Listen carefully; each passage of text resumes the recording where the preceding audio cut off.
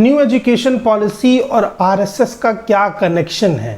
क्या विपक्ष जो आरोप लगा रहा है कि ये आरएसएस से समर्थित एजुकेशन पॉलिसी है, या फिर ऐसा है कि इस एजुकेशन पॉलिसी को आरएसएस ने ही बीजेपी के लिए बनाया है ताकि भविष्य में ऐसा वोटर तैयार हो जो बीजेपी का समर्थक हो? ये सवाल भी उठ रहा है कि एजुकेशन पॉलिसी को आरएसएस लंबे समय से लाने की मांग कर रहा था। हम आपको ये बताएंगे कि इसमें क्या क्या चीज़ें आरएसएस की मानी गई हैं और क्या क्या चीज़ें आरएसएस की नकार भी दी गई हैं।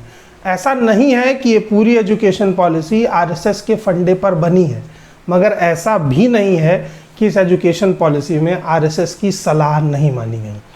सबसे पहली सलाह थी आरएसएस की कि इस एजुकेशन पॉलिसी का टोटल भारतीयकरण होना चाहिए। भारतीयकरण का मतलब वो नहीं है जो आप और हम समझ रहे हैं। जिस भारत को आरएसएस स्वीकारता है, जिसमें हिंदुत्व की बात होती है और जिसमें सांस्कृतिक चीज़ों को पढ़ाया जाना, मतलब जो हमारी परंपराएं हैं, जो हमारे रीति रिवाज हैं, जो धर्म है, उन सब की एजुकेशन को जोड़ने की बात थी। तो इसमें एक पेज बीजेपी ने ये रखा कि वो तमाम परंपराएं, धर्म, संस्कृति, लोक रीति रिवाज जो वैज्ञानिक तौर पर ठीक होंगे, जिनको विज्ञान भी अहमियत देगा या जिनके कुछ वैज्ञानिक कारण होंगे जो ठीक माने जाएंगे, उन्हें पढ़ाया जाएगा। लेकिन जो तर्क संगत और वैज्ञानिक नहीं होंगे, उन रीति रिवाजों को और उन तमाम चीज़ों को एजुकेशन पॉलिसी में नहीं जोड़ा जाएगा।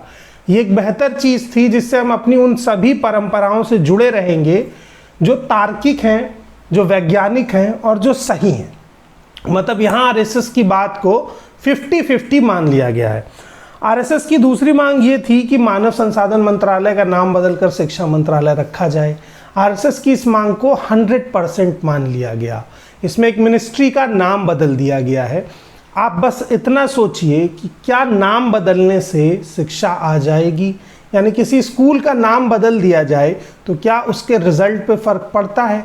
स्कूल के रिजल्ट पे फ़र्क किससे पड़ता है? अच्छे टीचर और अच्छी एजुकेशन से। तो इस बात को भी आप अपने दिमाग में मेंटेन रखिए। आरएसएस की एक और बड़ी मांग थी कि पूरे देश में हिंदी की एजुकेशन को क्लास 5 या 8 तक मैंडेटरी किया जाए। इसमें समस्या क्या थी कि जो तमिल क्षेत्र है, जो भारत में दक्षिण भारत है वहाँ पर, और जो अपना महाराष्ट्र है, जो अपना पंजाब है, यहाँ पर मराठी और तमिल भाषा में लोग पढ़ना चाहते थे। वो नहीं चाहते थे कि ज़बरदस्ती उन पर हिंदी थोपी जाए। जब ऐसी सलाह आई तो फिर इसको परिवर्तित किया गया। इसमें जोड़ा गया कि आपको आपकी क्षेत्रीय भाषा में क्लास 5 तक पढ़ना होगा। वो कोई भी भाषा हो सकती है, वो हिंदी भी हो सकती है, तमिल भी हो सकती है, गुजराती भी हो सकती है, मराठी भी हो सकती है, बंगाली भी हो सकती है। वो जो भाषा आप अपने घर में, क्षेत्र में, बोलचाल में इस्तेमाल करेंगे, उसी भाषा में आप कक्षा 5 तक पढ़ेंगे। तो एक बेहतर चीज़ है कि आरएसएस की इस हिंदी वाली मांग को ठुकरा दिया गया, क्योंकि पूरे देश पर हिंदी नहीं थोपी जानी चाहिए थी। सबसे आखिरी जो मांग थी वो ये थी कि शिक्षा नीति में धर्म और परंपरा और वैदिक गणित को स्पेस दिया जाए। तो इस बात को भी स्वीकारा गया है कि वैदिक गणित है, जो वैदिक इतिहास है और भारत का जो इतिहास है खासकर, उसे संस्कृति के साथ पढ़ाया जाएगा। तो ये शिक्षा नीति पूर्णतः आरएसएस की मांग पर आधारित नहीं है। आरएसएस की बड़ी मांगों को ठुकराया भी गया है, कुछ मांगों को माना भी गया है, और इसमें 2 लाख से ज़्यादा लोगों का सुझाव लिया गया है। तो इसे आरएसएस की मानसिक पॉलिसी तो नहीं कह सकते हैं, लेकिन हाँ, इस एजुकेशन पॉलिसी में एक बड़ा बदलाव हुआ है जो हमें एक बेहतर कल की ओर भी ले जा सकता है अगर इसे सही से लागू किया जाए।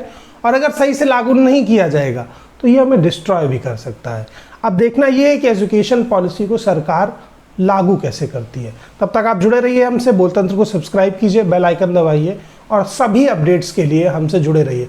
कमेंट बॉक्स में हमें ये भी बताइए कि आरएसएस की एजुकेशन पॉलिसी, इस एजुकेशन पॉलिसी कितना मेल खाती है। धन्यवाद।